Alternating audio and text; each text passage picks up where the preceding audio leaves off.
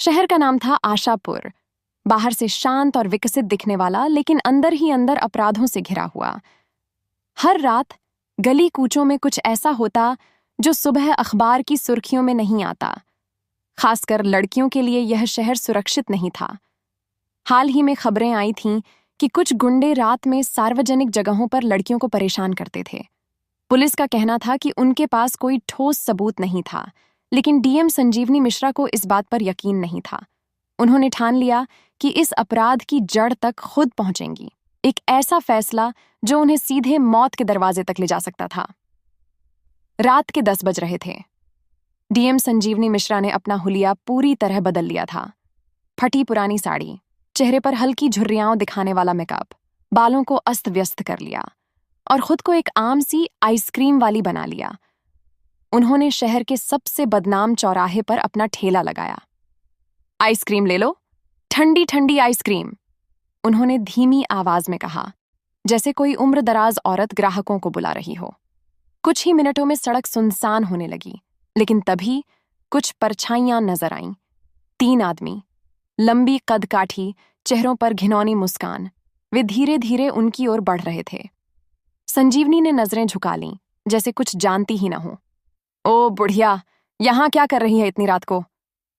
उनमें से एक, जिसका नाम जॉनी था, ठेले के पास आकर बोला, बेटा, बस पेट पालने के लिए आइसक्रीम बेच रही हूं, उन्होंने कांपती आवाज में कहा। दूसरे गुंडे, रवि, ने हंसते हुए कहा, चल चल, हमें आइसक्रीम नहीं चाहिए, लेकिन तेरे जैसी बुढ़िया यहां अकेली क्यों बैठी है, ये जरूर देखना पड़ेगा। संजीवनी ने अब भी अपनी पहचान नहीं खोली थी, लेकिन उन्होंने गौर किया कि गुंडों की निगाहें सिर्फ उन पर नहीं, बल्कि पास से गुजरने वाली एक लड़की पर भी थीं, जो फोन पर किसी से बात करते हुए जा रही थी। भाई, लग रहा है नया शिकार मिल गया, जॉनी ने आंख मारी। रवि और तीसरा गुंडा, मंटू, लड़की की ओर बढ़ने लगे। संजीवनी के हाथ ठेले के नीचे रखे एक मिनी कैमरा पर चले गए, जिसमें पूरी घटना रिकॉर्ड हो रही थी। लेकिन अब उन्हें सिर्फ सबूत इकट्ठा नहीं करना था, उन्हें खेल खत्म भी करना था। जैसे ही रवि ने लड़की का हाथ पकड़ने के लिए बढ़ाया, एक जोरदार आवाज गूंजी, रुक जाओ।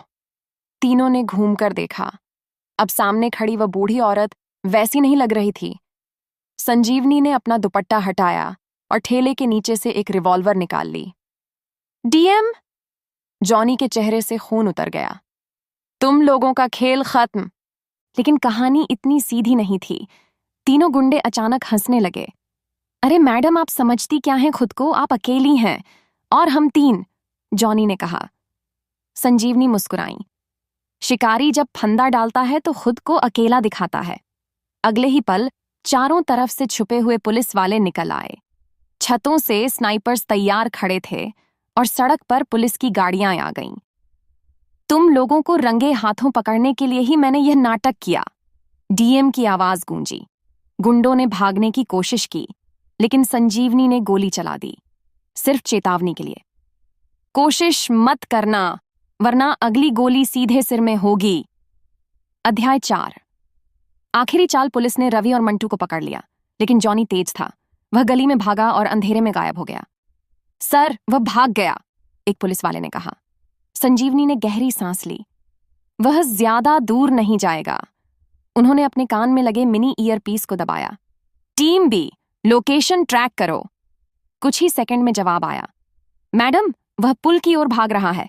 संजीवनी ने बाइक उठाई और पूरी रफ्तार से उस दिशा में भागी। पुल के पास पहुंचकर उन्होंने देखा, जॉनी भागते भागते एक अंधेरी गली में घुस गया था। संजीवनी ने गली में कदम रखा। चारों तरफ सन्नाटा था। अचानक पीछे से एक परछाई आई। खत्म हो गई तुम्हारी बहादुरी, डीएम साहिबा। जॉनी ने चाकू उनके गले पर रख दिया, लेकिन संजीवनी घबराई नहीं। तूने गलत इंसान से पंगा लिया है जॉनी। अगले ही पल उन्होंने अपनी कोहनी पीछे मारी, जिससे चाकू नीचे गिर गया। फिर उन्होंने जॉनी का हाथ पकड़कर उसे जमीन पर पटक दिया।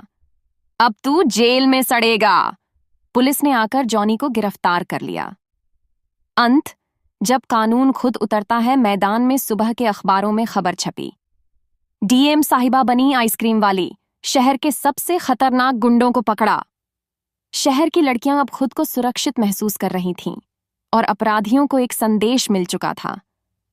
अगर कानून से खेलोगे तो कानून खुद तुमसे खेलने आ जाएगा।